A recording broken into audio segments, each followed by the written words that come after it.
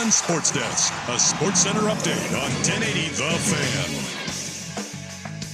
First on The Fan, the New York Knicks are expected to hire two-time NBA Coach of the Year winner Mike Brown as the franchise's next head coach, sources told Shams Charania.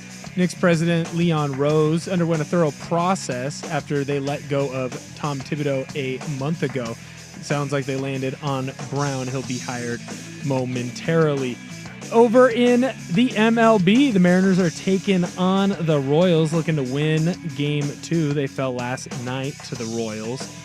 Right now, you've got Noah Cameron on the mound for Kansas City. Logan Gilbert on the mound for the Mariners. Gilbert trying to go above 500. Right now, he's 2-2 on the year. Remember, he missed a bunch of time with an injury.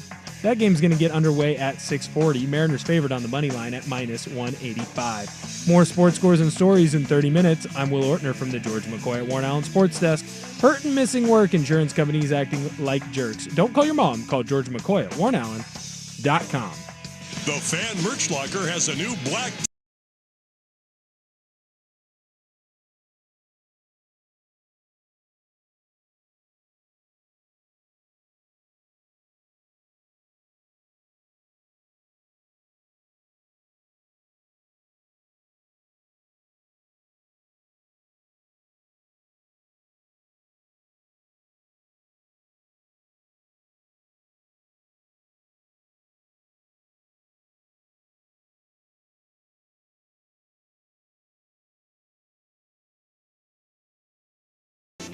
Welcome into another edition of Danny and Friends with Jeff Patrick Harris in the house with you. That's my man over there, Danny Meringue.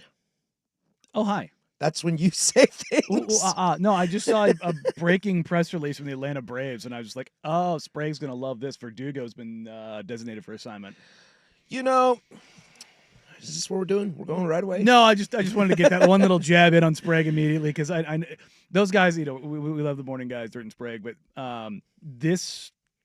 when they get off air at 9 a.m.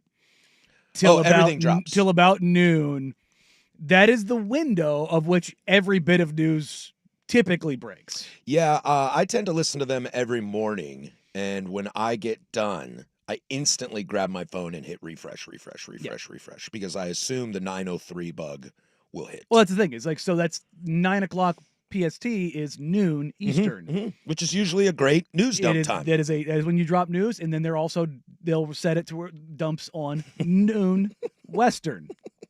So those are typically 9 and noon are your typical news dumps, and then on Friday, 5 o'clock Pacific time is usually when you see your news dumps. Those poor guys.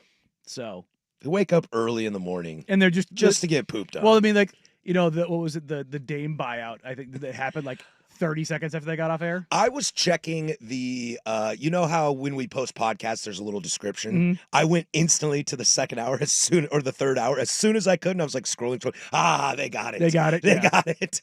I really felt for them on that moment. I mean, that's what happens when you do the morning stuff, man. It's just like you. Even with the league office on the East Coast, because you're teams that are on the West Coast, they all get up and start stuff at 6 a.m. Sure. They're on Eastern time. Yeah, but still, like, you give stuff some time to let it process through. You think those national shows are pissed because they got like meetings in the morning to try to prep all their garbage that they're going to spew, and then something hits at 8:45? Yeah, no, I mean, are you kidding me? I got buddies who work in production for ESPN. Pre-show for Sports Center or First Take or whatever else, like, is it 3:30 and 4 a.m. Ugh. Eastern? Eastern. Ugh. And I'm just like, I'll be talking to them, and it'll be midnight my time, and they're like, "Yeah, I gotta go to bed." And I'm like, "Dog, you gotta be up in 2 hours." Yeah. Like, what do you mean you gotta go to bed? Yeah, I'll tell you what. I get really mad about the East Coast bias.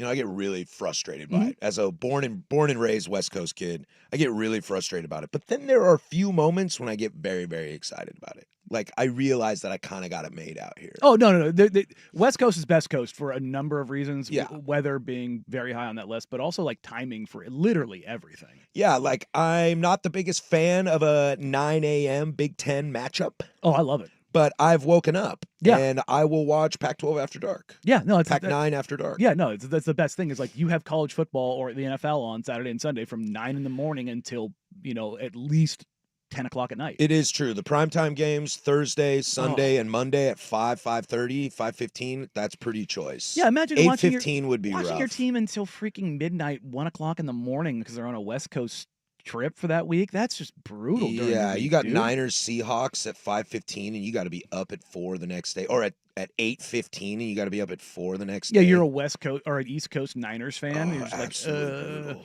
I mean, look, the furthest my fandom goes is St. Louis.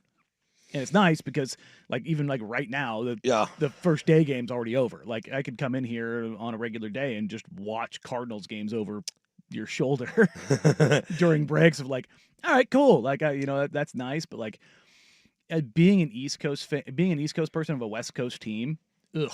The transplants, that's just got to be miserable. Oh yeah, man. I'm a Cleveland kid, and sometimes games start at 1, and I'm like, woohoo! Yeah. And their 7 o'clock games are 4 o'clock, and I'm like, woohoo! Yeah, no, you This get is home great. and it's just This is awesome. fantastic. Yeah, no, it's absolutely timing wise, and in this general time slot is the best time for me to do this. I love it because you get the breaking news. Mhm. I don't have to those guys.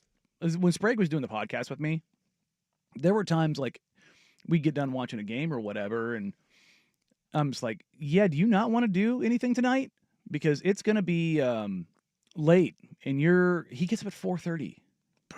I've done that show. I'm doing that show next week, and Yeah. I'm just like, No, it's I've filled in with him a couple times over the years, and I'm just like, nah, dog, I'm good. that's a no for me, dog. Yeah, look, if you want me to work, and this is what I did in the Air Force when I was deployed most of the time, is I would work usually somewhere around 7, 8 o'clock at night till 8, 9 in the morning. Yeah. That's easier for me to do than getting up at 4 and doing that. You know what I mean? That, I took that 23andMe DNA test, and it has beyond your heritage and your bloodlines and all that kind of stuff. It has all this feedback, genetic markers for certain things. One of them was more likely to be a morning person or a night person. Mine was yeah, night person. Yeah. It was, I can't be a morning person. That cuts into my drinking. well, it's it's really interesting when you start thinking about you have genetic. You may think that you're this or that or the other, but no, you're literally predisposed. I'm a pretty calm person, but my DNA can tell me that I should be a raging MFer. Yeah. Yeah. Mine just tells me I'm a bleep hole. You're like, yes, I told you so. Nailed it. Nailed it. I have won the genetic lottery. Yeah. It's I knew I was a jerk, and I embrace it. Yeah, no, it is what it is. It was actually kind of crazy, all the different things, which finger would be longer than the other, which toes would be longer than the other, how your feet would be shaped, freckles and body hair, and all these different things. And I think there was out of the 100 or so things that were on that list, there was maybe 2 that was that ain't right. If I would have known that I would have lost my hair at 27, that would have been a nice heads up. A little heads up so you can embrace it. Yeah. Cherish it a little It longer. kind of came as a shock. Just one day gone. I hung around about a year, and then it was like, oh man, I can't even hang around. The hatfish period. Yeah. Yeah. I mean, there was this little tuft in the front that was really thin, and the rest was super thick curls. I was at the grocery store the other day, and this guy looked like he had a pretty serious head of lettuce, and he was with this chick, and they were, probably, I don't know, man. I can't tell these kids how old they are anymore. I'm going to say early 20s. I know. I got a 12-year-old who sometimes I think is 15. Yeah, they're I see people walking around, I'm 18 to 30. I don't know. Somewhere in between. It's a swath, dude. At that age, I just can't tell anymore. But he did he popped his hat off and did the hairbrush back, and it just went forehead. I'm like, oh, dog. Straight Peyton Manning style. Oh, his hair was long and thick, but it was all going forward, covering that up, and I was like, it was mid, but still very thick and long everywhere else, and I was just like, bud. What's weird for me is if I want to grow my hair out, I can. The sides are still very thick, very lush, very colorful, very curly. Yeah, Suk has said that that's a non-starter for him. But it is straight Krusty the Clown. Oh yeah, just nothing up top. Sideshow Bob. Yeah. It is just. It'd be I can't believe in the 90s, Fraser Crane and George Costanza, these like TV dudes that somehow miraculously got amazingly hot women, had just the sides and nothing on top. And it was like, okay. And they were in their 30s, but they look 50. Yeah. Like Kelsey Grammer in the early days of Frasier, it was curly. Like that's what mine looks like. Yeah. And I went on a friend date with who is now my wife, and she looked at me and was like, I had that. So I was like, oh, I'm gonna give it a shot. I'm sober. I'm single. I don't care. He's up sober. I'm sober thinking. Freudian slip. I'm single. What do I care right now? I just got out of a bad relationship, and I was like, I'm just gonna do me for a little bit. And she looked at me and was like, ain't nobody gonna date you. Ain't nobody gonna date you if you look like that. God, she gave it to you that real? Yeah, that real. Well, we were just friends. I mean, then about 8 months later, I had shaved it, and she called me up, and bam, we there married. You go. Yeah, you'd love to see it. I would die to have my hair back. I mean, Sue gave me a not insubstantial amount of crap when I cut mine. You know, I looked at you too and was like, what happened? Yeah. I'm just, it's like the Shaka Smart thing. Once I found out, I just assumed Shaka was like balding really badly, so that's why he kept his head shaved. No, he just then I saw the curls and I was like, bro, you can't do that.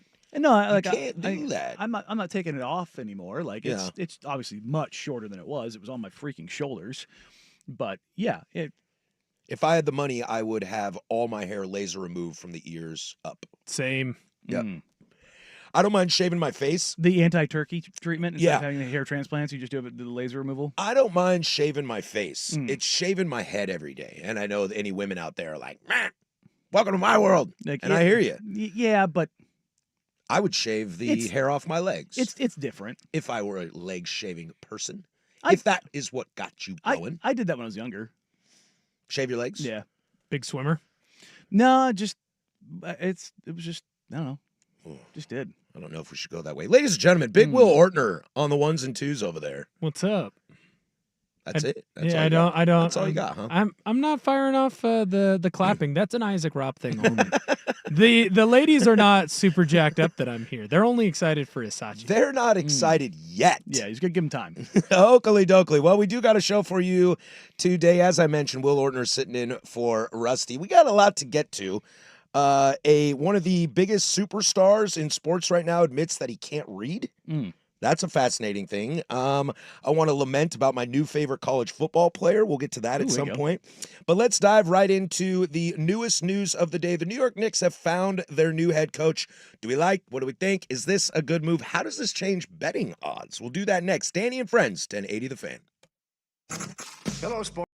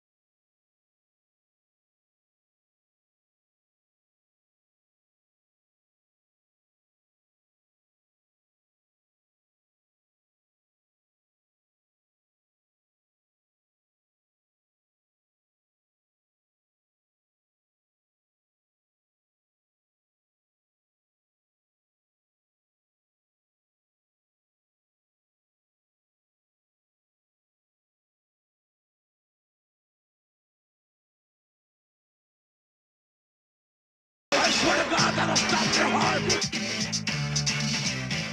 12:16 here, Portland Sports Leader. Don't you forget it. We are live from the shadows of the historic Fremont Bridge. I'm really glad that you say that because I can never remember which bridges are which. Yeah, the big one right above us. I've lived here forever, and I still. You could live under this bridge. A lot of people do. A lot of people do. It's one of those things like I'm just now getting to like, okay, that's Burnside Bridge, that's Fremont Bridge. Like it was always funny like when I hear traffic reports and they'd say whatever bridge, and I just Couch like, Street, Gleason. You know what I mean? Like I would just be like, number one, I didn't live in Portland, so I didn't care. Yeah. I didn't drive through it. Now I do all the time. But then it was always like, oh yeah, no, just take that bridge this way, and I was always like, huh? Like, which one's the steel bridge? I'm like, It's next to the Iron Bridge. I'm like, I don't know. Next to the Copper Bridge. I'm really good with those kind of things normally, but for whatever reason, because it never really impacted me, I never cared. Well, some of them like have the exit name, so it's like take the exit for the Morrison Bridge, Ross Island the Bridge, exit Ross Island and but Hawthorne, but St. if you John's. But if like just like in my head, I never like knew which ones were which. I'll bet you most people don't realize when you're south of the Moda Center, but still going through downtown. I bet you most people don't realize that double decker is called the Markham Bridge. Yeah, no, because it's not really. It doesn't seem like a bridge. It's just like an overpass. It just happens to be 85 feet in the air above a river. Just learned that was a bridge right now. See, here we go. I don't we can know. Pack it in, folks. Call it a day. We've learned something. We're out of here. There's the Thank you. I-5 bridge. Prime There's time's the next. 205 bridge. Those are the bridges I know. Do you know the 205 bridge is called the Glenn Jackson Bridge? Yes. Only reason I know that is because there's a sign on the bridge. But if you ask me what the name of the bridge was, exactly, got nothing for you. Speaking of bridges, the New York Knicks have bridged their gap to the next head coach of their basketball team. That would be one, Mike Brown. The guy they wanted all along. It's not the guy they wanted all along. The only guy to get a second interview. Yeah. Which usually if you get a second interview, you got to feel good. And if nobody else gets a second interview, you got to feel great. Sure. You're right. And let's start there. This can't be where they thought it was going. No, and the Knicks got good again. They got good. And good, not great. James Dolan just put his head between his legs and just went, oh, I love the smell of my own farts. And we went right back to the Knicks just believing that they were something that they're not. Yeah. That they could go and just take Jason Kidd away from the Dallas Mavericks. And that was going to be it. Yeah, and I'll tangent real quick on that thought. The Lakers have kind of been that way too. The last time they had, a true bona fide head coach was Phil Jackson. Well, I mean, Vogel won him a title. But I mean, they had a lot of guys who were good up and coming potentials, but nobody that was like a bona fide guy. Sure, yeah. And it feels like the Knicks are kind of in that same realm. And to your point, sometimes the brand is big to us that talk about the brands, but sometimes those that are getting hired, like I heard Don Staley being floated around. Like, I think that'd be rad to have Don Staley in the NBA. But if you're Don Staley, like I don't think I want that job. Is that is that what you want to go do? Yeah, I don't think the Knicks is that exciting to me when I run my own show. Well, look, I mean, not only that, you talk about the Knicks in general under James Dolan's leadership, and you hear the horror stories in the front office, in the coaching ranks, the surveillance system they have that like rivals the CIA. Like we've talked about this, like they have facial recognition software, like when they throw somebody out of an MSG building, which also includes the Sphere in Las Vegas, as well as a bunch of other places. Like if they 86 you, like you're banned for life kind of a deal. And if you try to get in there, they will trespass you. Yeah, there's been like a couple people like that have been banned recently for life from MLB stadiums for doing stupid stuff. Yeah. And that's the question, that's the question I always see online is how do they know this? Well, some stadiums have facial recognition, but some don't. Well, there's a show on one of those like Discovery channels about security, and I think it's the Browns or the Bengals. I can't remember which one it is, but like they show that the security room with all of their cameras, and buddy, they got you in Somebody's 4K watching. everywhere. Everything you were doing is being monitored, and like they have a text line in the building of like how you go, like if you want to report something, like some kid was smoking weed in the stands on his vape pen, and or vaping, And they kick you out for ratting on him. No. Like, because there's signs posted everywhere, Yeah, no yeah. vaping, anything, and like, there's live cameras everywhere, and even they can go back in time and zoom in and basically like real time, and they see this. They show the kid hitting the vape, handing it to his buddy, hitting his vape. And you two are gone. They 86, and these kids throw a fit, and they're like, "You didn't see anything." Like, no, we saw everything. Yeah. And I'm sitting there going, It's actually in your left pocket. "Yeah, like we know where it's at, dog."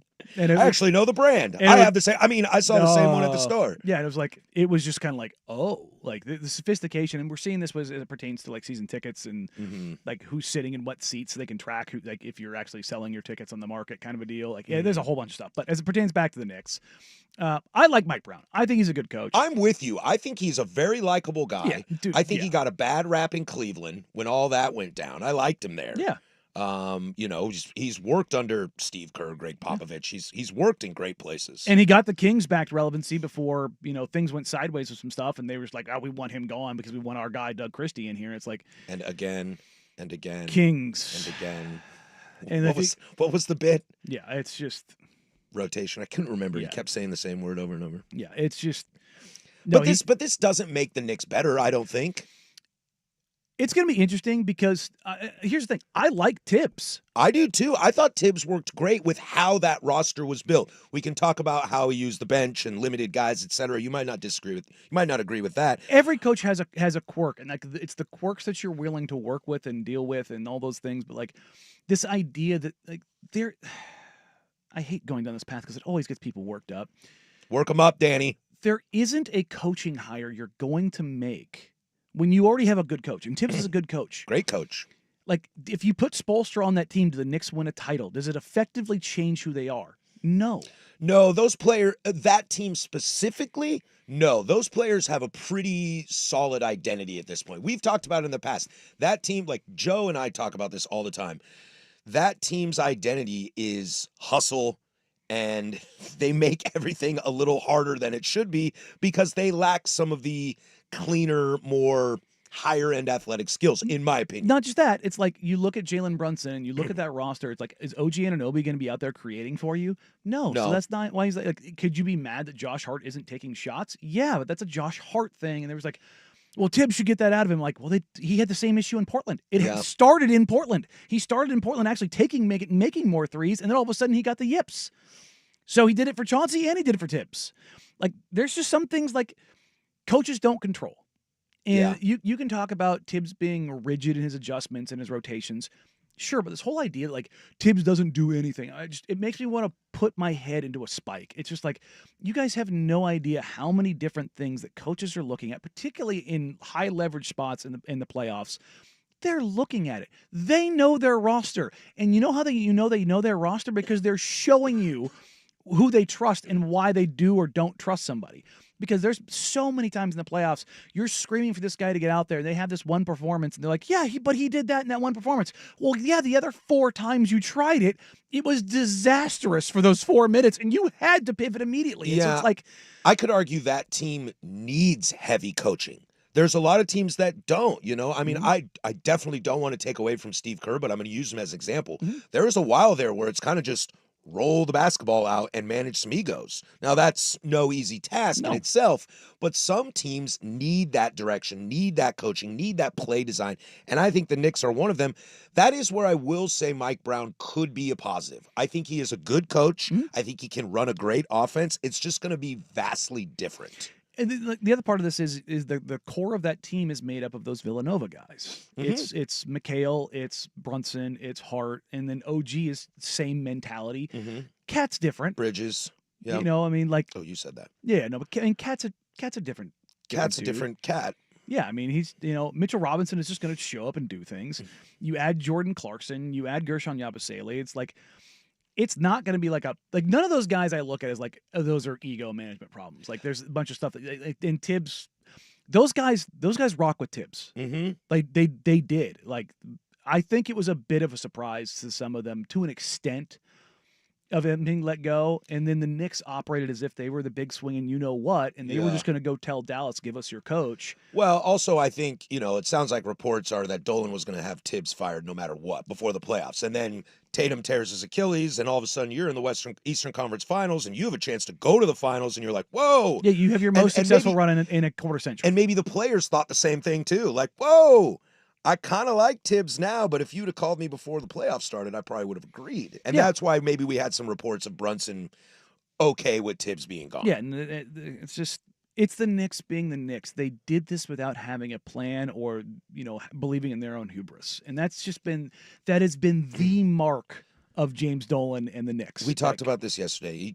It'll never cease to amaze me, no matter how large the brand is, that people still can't figure out how to run an organization. They can't get out of their own way. And there's copycat ideas all over the place. Not everybody has to do what the Thunder do. You don't have to reinvent the wheel. You can do what the Nuggets did or do what the Bucks did. Mm-hmm. Like this, there are different routes to go. It's not all one road leads to gold. Yet they still can't figure it out. No, it's very Knicksian. And again, Mike Brown being your hire is not the worst case scenario. No. Mike Brown is an above average coach. And I think I like Mike Brown. I think you hope that the great things Tibbs brought to this group of guys, the core group, not the new dudes, the core group, continues. That you can use that and then add your flair to it. I don't know if that will happen. That's a huge question mark, probably the biggest question mark why, people might question this Mike Brown hire, but I mean, you said it. I don't know who else they were going to get. Well, the result is totally fine. The process was horrendous. The process and the planning was horrendous. Happy birthday, James Dolan. Yeah, it's just, I don't know, man. I've gone down this rant of coaching in the NBA. Bad coaching can hurt you.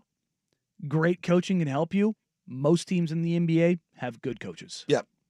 Yeah. And they have some things that help you. They have some things that you have to work around, but that's the reality. It's the same thing with every player in the league.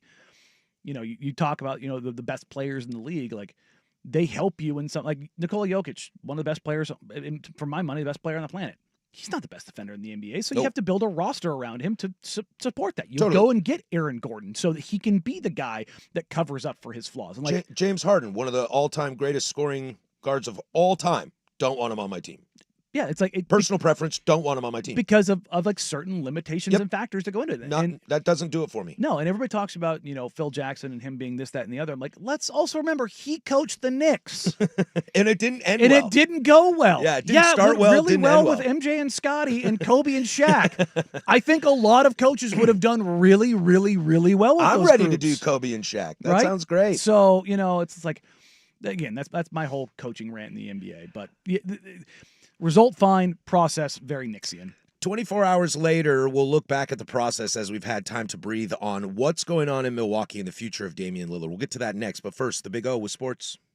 Now, from the George McCoy at Warren Allen Sports Desk, a Sports Center update on 1080 The Fan. Sports Center is brought to you by Reynolds Defense Firm. If you've been arrested for a DUI, you need a team of attorneys that you can put your trust into. Call Reynolds Defense Firm today online at reynoldsdefensefirm.com. First on The Fan, Shams Charania of ESPN is reporting that the New York Knicks are set to hire two-time NBA champion Mike Brown to be the franchise's new head coach. Brown will replace Tom Thibodeau, who was let go about a month ago when the Knicks' season ended to the Indiana Pacers. Free agent guard Spencer Dinwiddie has agreed to a one-year deal with the Charlotte Hornets. Dinwiddie averaged 14 points and 6 assists in 30 games as a starter in Dallas. The Memphis Grizzlies and their all-star big man Jaren Jackson Jr. announced that he had surgery on a turf toe injury, and he's going to be reevaluated again in about 12 weeks. He is expected to make a full recovery. More sports scores and stories in 30 minutes. I'm Will Ortner from the George McCoy at Warren Allen Sports Desk. Hurt and missing work, insurance companies acting like jerks. Don't call your mom. Call George McCoy at warrenallen.com. It's The Fan on FM.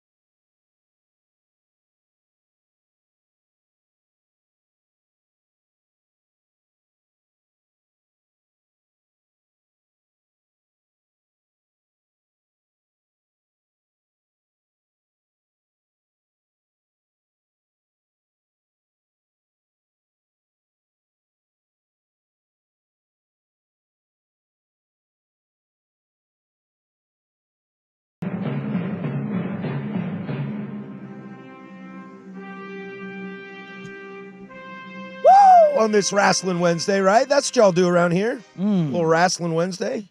It's good stuff. Dude, I need some more wrestling in my life. I got some buddies who are getting super back into it. I got really into it again in 2019, and then COVID hit, and it was like, oh. Fans are such a huge part of that experience. Yeah, I think a big part of it, at least for the people that I know, it's mildly midlife crisisy. Like, that's why you watch it, or these guys are midlife crisis? No, I think that's why they're watching it. They're like, I'm gonna be wrestling bro now, because I've got nothing else going on. Yeah, I need something like exciting in my life. Like, you start watching hot reality chicks TV. and dudes beating each other up. You're just like, oh God. Well, you'll probably know her name. Who's the tiny chick with the super long braided hair? I like that. He's got profiled Will Ortner. That's Bianca Belair. Thank you. Yeah. I like that he just profiled the Big O as a wrestling fan. Yeah. I enjoy wrestling. Yeah, no, yeah. I was looking at it. Will, you'll know this. Yeah. I was looking at a Stone Cold Steve Austin cutoff shirt the other day. It was buy one get one free. Dude, I would rock Sean Taylor. I would rock the black white lettering Austin 316. Oh yeah, I would rock it in a heartbeat. It's a banger. That's an all timer. But Bianca, I want to say probably 5-6 years ago when they first came back out here, we did something because they were coming through at NBC. And she's like legitimately 5 foot tall. She's tiny. Yeah. But jacked beyond belief. And her hair, it's all real. I believe it. That thing, it's down to her butt. Mm-hmm. And it is as thick as a climbing rope. Yeah. I'm not kidding. It is. I've seen her whip it around. No, she did that, and she, I can't remember who she did it to. She did a light, because that's like one of her moves that she does. Is she does the hair whip. And it made like a snap sound, and I was like, like an Indiana Jones. Yeah, I was like, yo, but I was blown away by number one, just how dynamic of an athlete she is. Oh, all the women wrestlers these days are phenomenal. It's amazing. They're fantastic. gymnasts, but this is gonna sound out of pocket from a 40-year-old dude, but she's gorgeous. Yeah, absolutely stunning. Built like a brick house. Yeah. And it was just and she has so much charisma. You're just like, oh God. Number one, when you see a person like that walking there, I was driving home yesterday, and there was a woman walking by a gym out here, built like a Greek goddess. Mm-hmm. And I just gave her the nod, and she, nodded back, and I was almost like, hey, good for you. The amount of work that goes into that, dude or woman, when you're built like that, is insane. It's absolutely insane. But the whole WWE of it all, it's not my jam. I'm not tuning into it, but I get it. Totally. It's the drama. Look, man, I got a degree in theater. Of course, I love the drama. But it's good storylines are good storylines. Yeah, and that's the thing is it does feel a little midlife crisisy. Well, midlife crisisy might be a way to describe what's going on in the world of Damian Lillard. But hold the phone. Can you have a positive midlife crisis? Can you have an absolute positive midlife crisis? Because that might be where Dame is. However, the repercussions of Dame is kind of what's more fascinating. We talked yesterday about how he's kind of on board with this. I mean, getting your bag is kind of nice. Being able to rehab back home with your kids and family is kind of nice. I will say with a very high level of certainty that he is entirely fine with this. Yeah. But everybody else around him, maybe not so much. We're in this wait and see situation with Giannis. You save the money to get Miles Turner, but does that make them actually better? There have been some stories that I have heard that this is not going to work out well for the Bucks. It's just. I think you're fortunate that Miles Turner is only a 3-year deal. You still have $22.5 million on your books every year for the next 5 years, and you don't have till 2030. And who's going to play point guard for that team? Kevin Porter Jr. Okay. You happy with that? I think you said you're not a Family Guy fan, but there's a clip that lives rent free in my head, and they've got a Smokey and the Bandit thing where they're on the road trip or something. It's Stewie and Brian, and they've got what's his name, Burt Reynolds in the front seat of the. Well, now I'm interested. I love a good Burt Reynolds. And they're going their separate ways, and he looks at Burt Reynolds and just gives him a good luck with that Sally Fields tale. And he's like, I don't like it any more than you do. And drives away. And that's 100% what I think the Bucks are right now of like, I don't like it any more than you do, but this is what I have to do. Yeah, can we get Drew Holiday back? Like, it's just like, it is. And remember, the Portland Trailblazers own some of that Bucks draft capital. Well, ladies and that's why. gentlemen. Like, let's back it up and even think. Let's say Dame doesn't go down. Let's say they make the Eastern Conference Finals and still lose to the Pacers, Sure, who I okay. think were a kind of a team of destiny last year. And they're tinkering, trying to figure it out. He's healthy. Maybe they can bring in Miles Turner and still have Dame. And you're like, oh, okay, this team is getting better. That window is still closing. It's very with or finite. without Dame. That Yeah. window is still closing. So those picks are always going to look great. Well, no, yeah, now they look even more they fantastic. have after trading two second-round picks to move off Pat Connaughton so they can make some moves Mm-hmm. to facilitate some other stuff.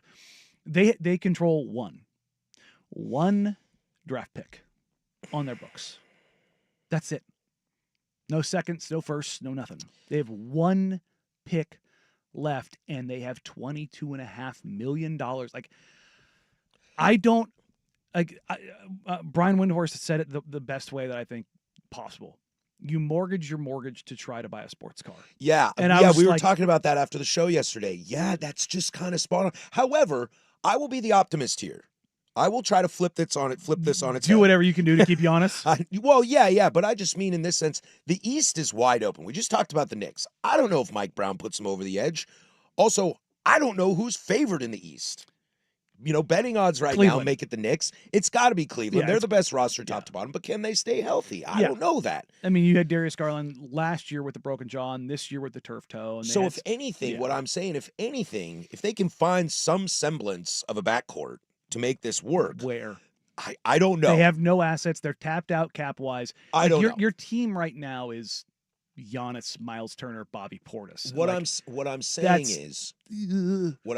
that's- is there's nobody in the East that truly stands out as terrifying. Therefore, any domino could fall your direction. I don't think so though. I don't because they're as good as Giannis is, and for my money, he's the third best player in the world right Yeah. now. You could make an argument that it's Jokic 1 and him 2 and I SGA 3. I probably would. despite SGA winning MVP. I Like, probably would.